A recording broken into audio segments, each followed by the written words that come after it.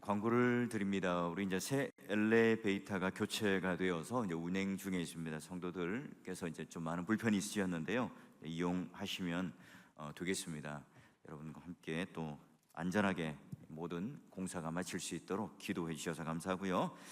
자, 여러분, 시편은요 보면 기도가 가득한 책이에요. 또한 기도의 교과서라고도 할 수 있죠.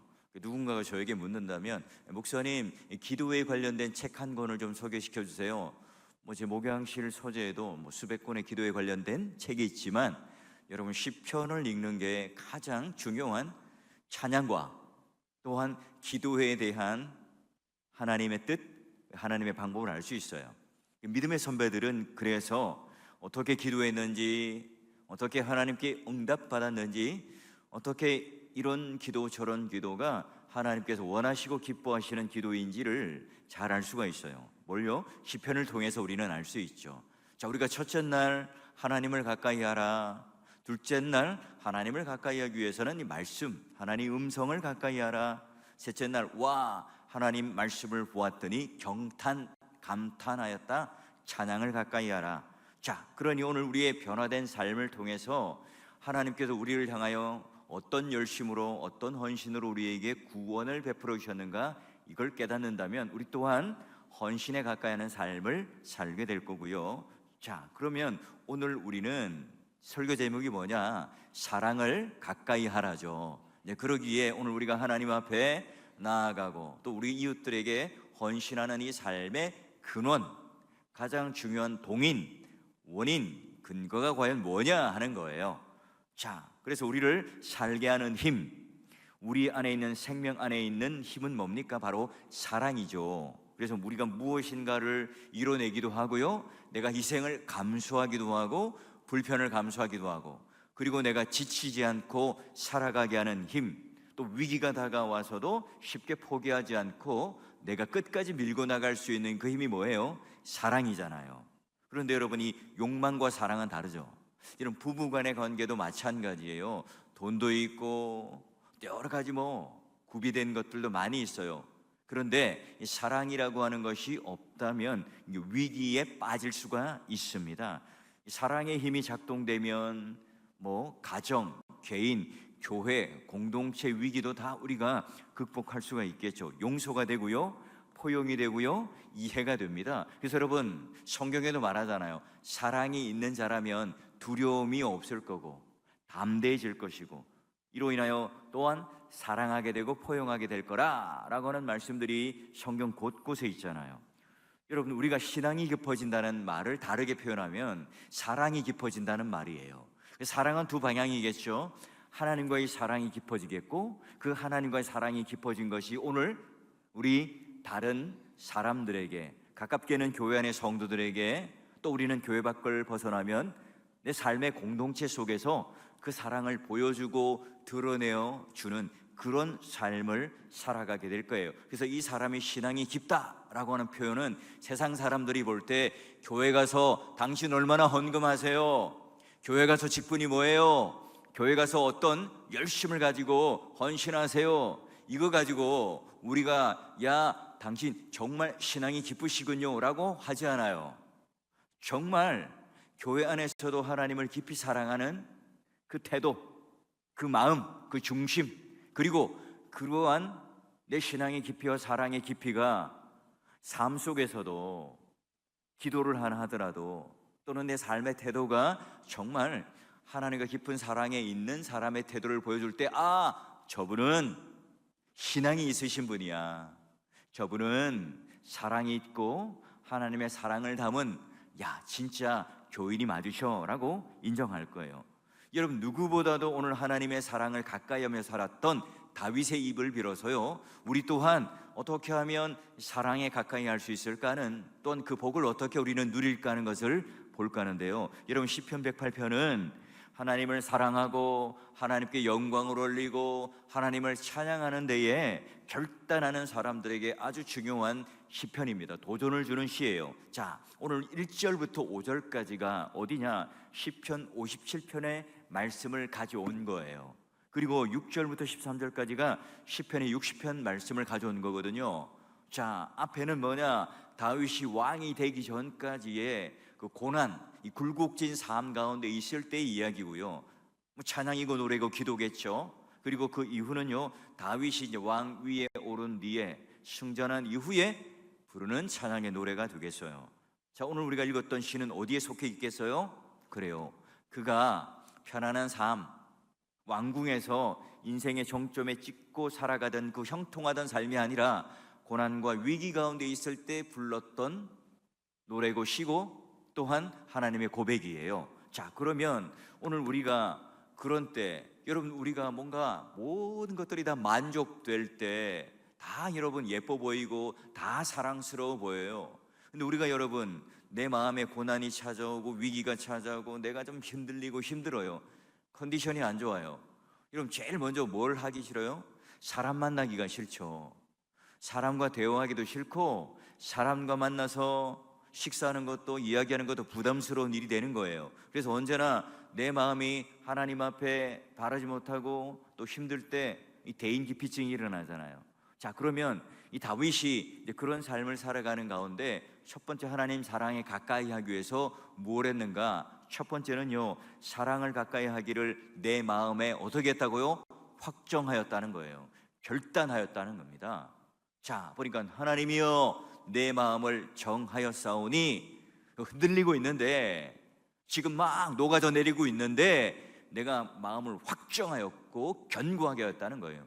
그래서 내 노래가 되고 내 마음을 놓아여 하나님을 찬양하고 하나님을 고백하겠습니다 라고 작정합니다. 여러분, 그 옛날 이 다윗이 어떤 때예요? 젊은 시절에 동굴과 산속과 광야에 도망다니던 시절이죠. 그가 뭐 잘못한 게 있어요? 아닙니다. 지금 사울 왕과 함께 이스라엘 백성들이 블레셋과 이 전투하는 장면 가운데 쩔레쩔레 형들의 도시락을 싸고 이제 주기 전달하기 위해서 간 거예요. 그때 보니까 이 블레셋 골리앗 앞에 쩔쩔매고 있는 이 이스라엘 백성들을 볼 때 이 청소년이었던 다윗이요 막 의분이 일어나는 겁니다. 이 어떻게 하나님의 이름이 모독을 당하고 모욕을 당하는데 참을 수가 있는가? 물맷돌로 돌려서 골리앗을 쓰러뜨리죠. 칼로 목을 베어냅니다. 그는요 개선 장군이 되죠. 이력 스타가 됩니다. 그리고 돌아온 게 뭐예요? 사울로부터 시기 질투와 함께 죽음의 위협입니다. 그 뒤로부터 계속 그는 이제 왕궁 생활에서 벗어나 다시 광야 생활로 도피하는 거예요. 여러분들이 그냥 늘 힘들게 살고 고난 가운데 살고 배고프면 괜찮아요. 그런데 내가 한번 이제 성공해봤잖아요. 강남에서 살아보고 타워밸리에서 살아보고 외제차 타보고 맛있는 음식 먹어보다가 다시 여러분 단칸방 전세 또는 새방으로 전전해요. 여러분 그게 얼마나 고통스러운 일인지 경험해보지 못한 사람들은 잘 몰라요. 지금 다윗이 그런 상황이란 말이에요. 자, 그래서 이 동굴 저 동굴, 이 사막에서 저 사막으로 막 도망다니고 있습니다. 이때 다윗이 뭘 했다고요? 하나님, 이럴 수 있습니까? 하나님, 정말 이러기에요?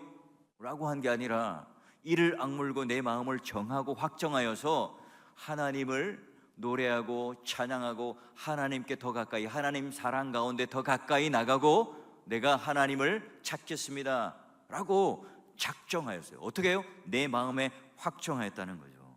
그러니 뭐예요? 오랜 시간 그는 갈고 닦았던 그런 준비했던 그런 사랑하며 찬양하기로 작정했던 이 마음들을 여전히 드러내고 있는 거예요. 여러분 이 고백은 바벨론 포로로 끌려갔던 다니엘, 여러분 그 모습과 함께 연상이 되죠. 다니엘이 총명한 친구였어요. 똑똑하죠.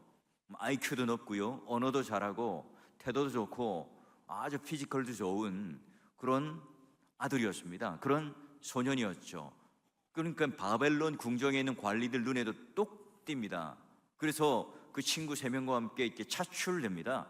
특별 관리가 되는 거예요. 그들에게 이제 좋은 음식을 먹여서 또 좋은 학문을 가르치기 위해서 그들을 왕궁에서 이제 따로 관리를 해요. 근데 그들에게 이제 고기 음식을 주잖아요.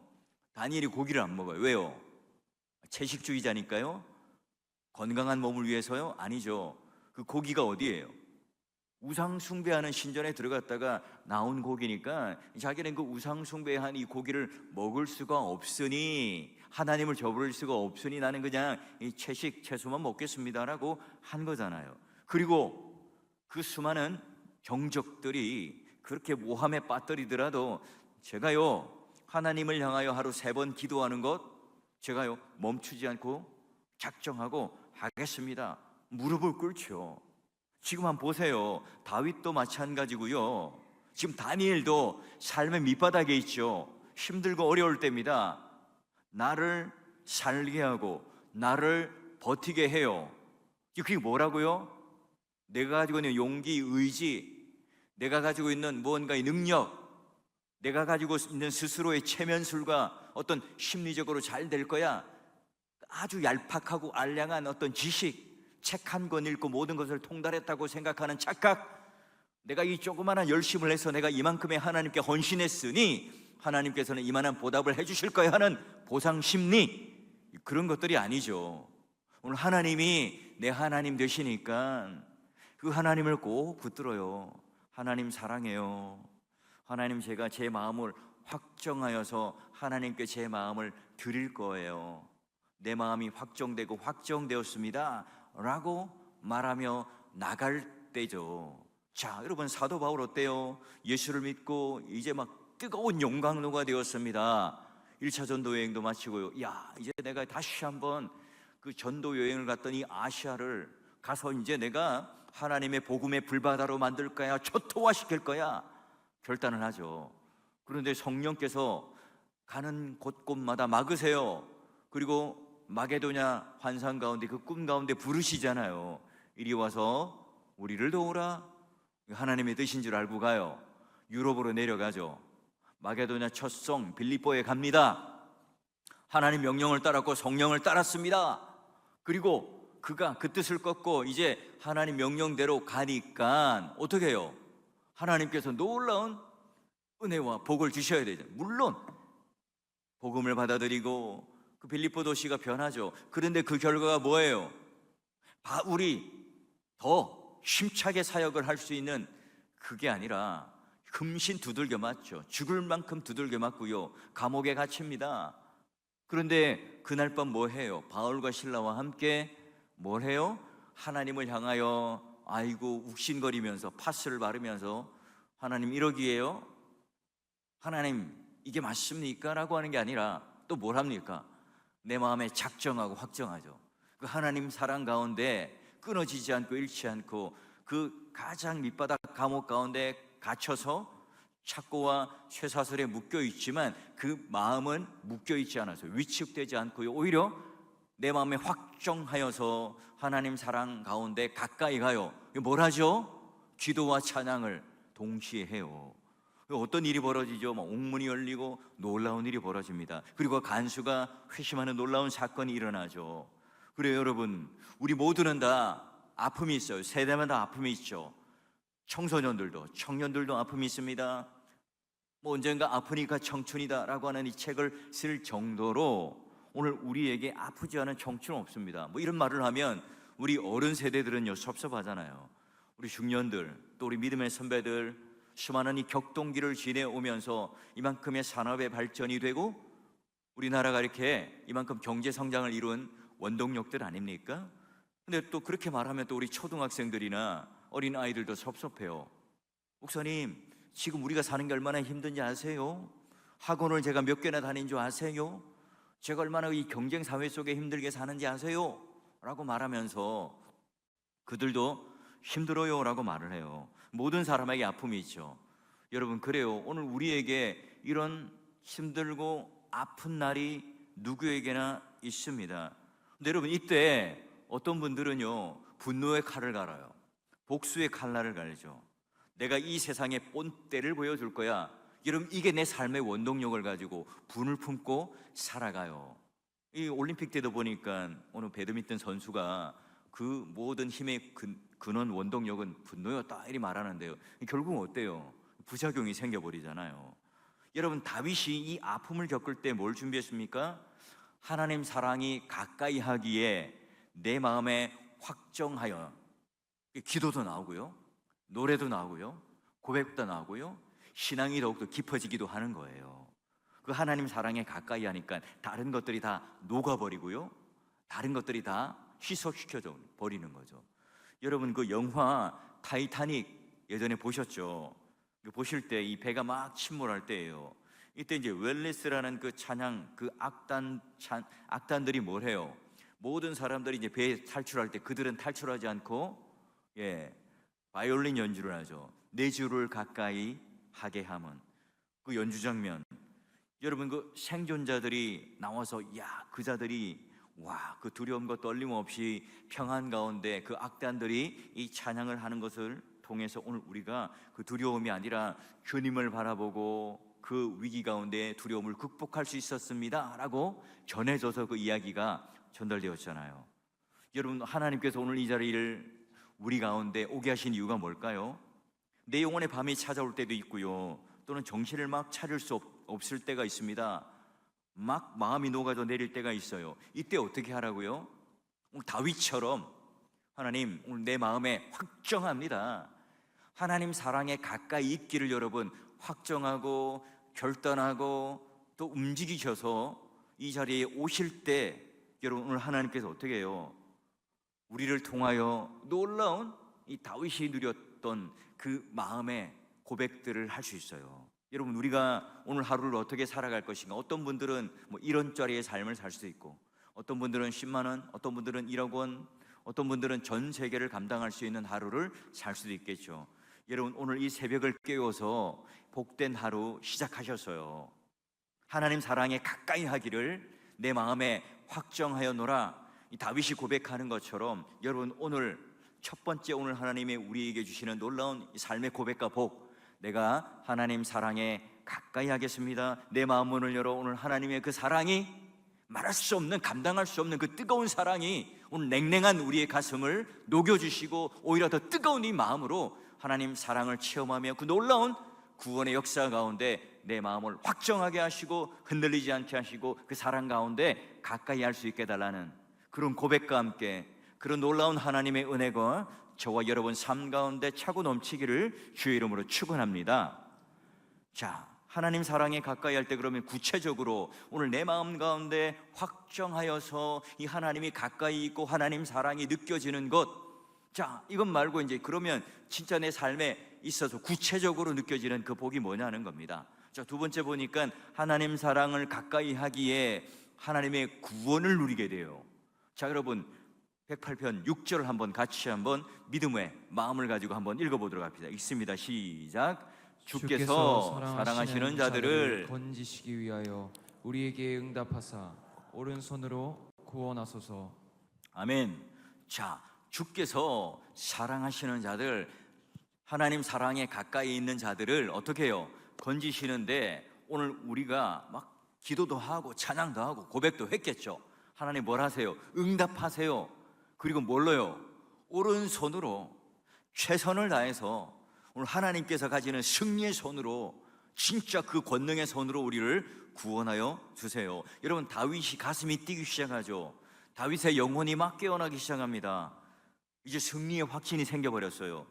여러분, 우리도 그 응답을 기다릴 때가 많지만 사실 오늘 이 다윗처럼 이미 우리가 응답 받았음을 알아야 합니다. 왜냐하면 이 바울을 통해서 로마서 8장 32절을 보면 자기 아들을 아끼지 아니하시고 우리 모든 사람을 위하여 내주신 이가 어찌 그 아들과 함께 모든 것을 우리에게 주시지 아니하겠느냐. 하나님께서는 이 모든 복을 다 준비하고 계세요. 오늘 우리가 이 땅 가운데 살아갈 때 처절하게 궁핍하게 지질하게 살아가는 것이 아니라 풍성하게 살아가기를 원해요. 그런 하나님께서 오늘 우리를 위하여 누구를요? 독생자를 아낌없이 주셨습니다. 그러니 그 아들을 주신 것 자체가 오늘 우리의 모든 응답 그 자체죠.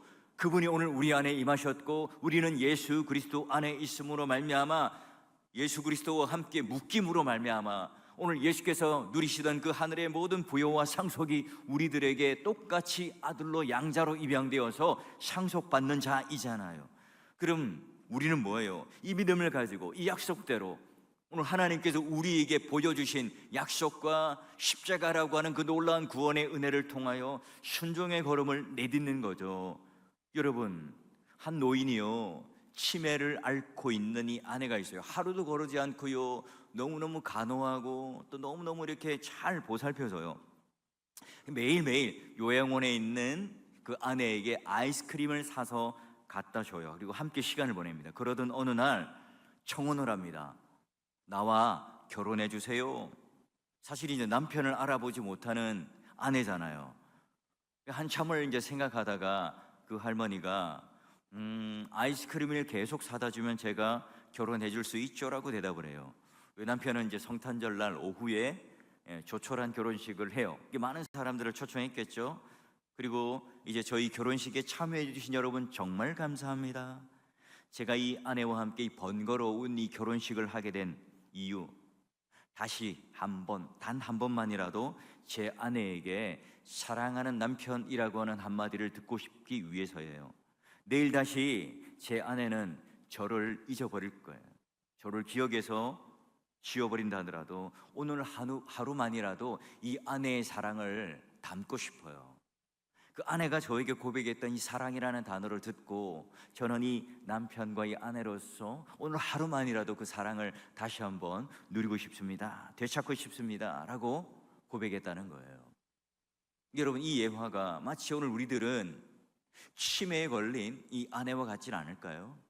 하나님은 끊임없이 매일매일 이 아이스크림을 사들고 우리에게 찾아와서 사랑을 고백하고 우리에게 모든 것을 내어주지만 우리는 어때요? 그 과거의 한날에 예수님의 그 사랑에 감격했지만 어느 순간 다 잊어버리고 마치 치매 걸린 노인처럼 종교인이 되고 있지는 않나요? 마치 요양원에서 돌봄을 받고만 있지는 않나요? 이러기를 우리가 몇 번이죠? 하나님께서 우리에게 초청하세요. 그 구원의 오른손을 들으셔서 우리를 구원하신다는 이 의미가 우리 삶 가운데 있는 것에서 건져주신다는, 어디로부터 우리를 해방시켜 주시고 우리로부터 모든 것을 풀어주신다는 의미도 되겠지만 뭐예요? 우리에게 다시 한번 나의 주님, 나의 사랑하는 자여, 나의 어여쁜 자여, 나의 모든 것이여, 나와 함께 일어나 다시 가자. 내 사랑 가운데 가까이 오너라. 여러분, 하나님 사랑을 경험한 사람은 반드시 겸손하게 돼 있어요. 겸손하게 돼 있습니다. 여러분, 그러기에 하나님 말씀을 듣고 예배 드릴 때 정말 겸손한 태도로 예배를 드리게 되어 있죠. 하나님 사랑을 경험한 사람은요, 사랑이 풍성해집니다. 나에 대해서는 엄격하지만 다른 사람에게 대해서는요, 넉넉해져요. 그 사랑을 가지고 품게 되니까요. 하나님 사랑을 경험한 사람은요, 절대로 상대방을 지배하려고 들지 않아요. 내 기준의 틀에 놓고 내 기준의 틀에 그 안에 들어오고 그것을 강요하고 억압하진 않습니다. 자신의 모든 이 경험을 하나님 사랑 가운데 받았던 이 은혜가 있다면 다른 사람에게 반드시 그 은혜를 베풀게 되어 있죠. 마치 쇳덩어리가 빨갛게 달구면 그 열기가 있기 때문에 만지면 열이 전도되어서 따뜻해지는 것처럼 오늘 우리 또한 하나님 사랑에 뜨거워져 있는, 데워져 있는 그리스도인이라면 반드시 여러분 교회 안에서 또한 우리 교회 밖의 삶 가운데 내 현실의 삶 속에서도 그런 평가를 받겠죠. 가장 가깝게는 아내와 남편으로부터, 또 자신의 자녀로부터 그런 평가를 받으신다면 여러분의 신앙은 분명히 하나님과 가까이 하는 삶이고 합격이에요. 여러분, 마태복음 22장에도 보면 이 자기 중심적인 삶에서 벗어나서 오늘 우리가 하나님 사랑 안에 초청받은 사람, 사랑에 가까이 하는 사람은 어떻게 살아야 할까 얘기해요. 내 목숨과 마음과 뜻을 다하여 주 너의 하나님을 사랑하라. 여기까지 끊는 게 아닙니다. 이게 첫째 되는 계명인데, 자, 이게 이제 논리적 순서로 먼저인데, 그리고 나서 그와 같이 내 이웃을 누구와 같이요? 내 자신과 같이 사랑하라 이거예요. 하나님이 아니네요. 내 자신이에요. 그죠? 그만큼 여러분, 오늘 우리는 우리 스스로를 너무너무 사랑해요. 예수님께서도 내 이웃을 내 자신과 같이 사랑하라고 하신 것처럼 그 이웃은 뭐예요? 물건도 아니고 이용할 대상도 아니고 객체도 아니고 나와 똑같은 인격체로 나 자신과 같이 사랑하는 존재라는 것을 예수님께서는 이 십계명을 빌어서 정리해 줘요. 나를 사랑하면 탐욕이죠. 우리는 인격을 가진 존재, 그 사람을, 이웃을 사랑할 수 있는 힘을 가지려면 나를 사랑하는 것이 아니라 하나님을 사랑할 때 그 사랑이 오늘 나를 설득시키고, 그리고 그 사랑이 이웃을 사랑하는 마음으로 전달되겠죠. 여러분, 하나님께서 우리를 창조하신 목적이 바로 하나님을 사랑하고 이웃을 사랑할 때, 그때야 내 마음의 기쁨과 만족을 누릴 수 있도록 설계해 놓으셨어요. 근데 이웃과의 관계가 안 되고 이웃을 사랑하지 못하고 이웃들로부터 사랑받지 못해요. 하나님과의 사랑의 관계가 제대로 될까요? 안 됩니다. 안 돼요. 예배가 제대로 안 돼요. 우리가 하나님과의 관계가 안 됩니다. 그런데 겉만 번지르르한 그 많은 수많은 인맥들과 관계를 맺어요. 전부 다 불완전한 관계입니다. 하나님께서 인정하지 않는 관계가 되겠죠. 여러분, 신앙은 어떻습니까? 더불어 덧붙여 얘기하면 하나님과의 관계는 어떠세요? 우리 신앙은 형식적이고 또 우리는 늘 습관적이진 않습니까? 하나님께서 오늘 이 새벽에 내 사랑 내 어여쁜 자야 나와 함께 일어나 가자라고 말씀하실 때 우리 모두가 하나님 사랑에 가까이 나가시는 모든 분들이 되셔서, 혹여나 냉랭한 우리의 가슴이 있다면 다시 용광로처럼 뜨거워지고 데워지는 것으로 말미암아 하나님 사랑으로 말미암아 오늘 내 마음이 뜨거워질 뿐만 아니라 그걸 통해 이웃들에게 나눠주고 함께함으로 말미암아 그것이 기쁨이 되고 만족이 되는, 제가 이 선교를 가보니까 막 서로 도와주려고 하고 서로 음식을 나눠주고 갔다 와서도 또 서로 또 있는 자료들 나누고 베풀고 하는 이 마음, 정말 이 자발적인 이 마음들이요, 내 마음에 그런 사랑이 가득 차지 않으면 가능한 일이 아니잖아요. 그런데 그분들은 내가 손해보고 있다고 아무도 그렇게 생각하시는 분이 없어요. 얼굴이 환해요. 기뻐요. 만족이 넘쳐요. 오늘 우리가 하루를 살아가는 삶, 하나님 영광을 드러내고 싶고 또한 하나님이 우리와 함께하는 이 신앙에 대한 깊이가 깊어지고 싶다면, 우리를 통해서 점점 더 그런 하나님의 믿음과 사랑이 퍼져나가고 싶다면 하나님 사랑에 가까이 하기를 여러분 먼저 내 마음 가운데 확정하시고요, 그 마음이 확정되셨다면 오늘 하나님께서 사랑을 가까이 하기로 결단한 우리들에게 오른손으로 우리를 건지시고 함께 하신다는 그 믿음의 응답들을 우리가 함께 맛보며 누리면 그 삶을 통해서 우리 모두가 오늘 이 새벽에 사랑을 가까이 하는 그 놀라운 은혜와 복을 통해서 오른손으로 우리를 건져주시는, 응답해주시는 그 놀라운 역사가 내 삶과 여러분 가정과 우리 교회와 여러분 살아가는 그 모든 삶의 지경 가운데 기도의 응답이 되고 간증이 되고 우리를 통해서 하나님의 사람이고 정말 신앙이 깊은 사람이고 그 하나님의 뜨거운 사랑에 맛보며 되어 함께 하나님께 영광 돌리고 하나님을 알게 해드리는 그 믿음의 주인공으로 복된 인생으로 하나님을 가까이 하는 그런 성도가 될 수 있기를 주의 이름으로 간절히 축원합니다.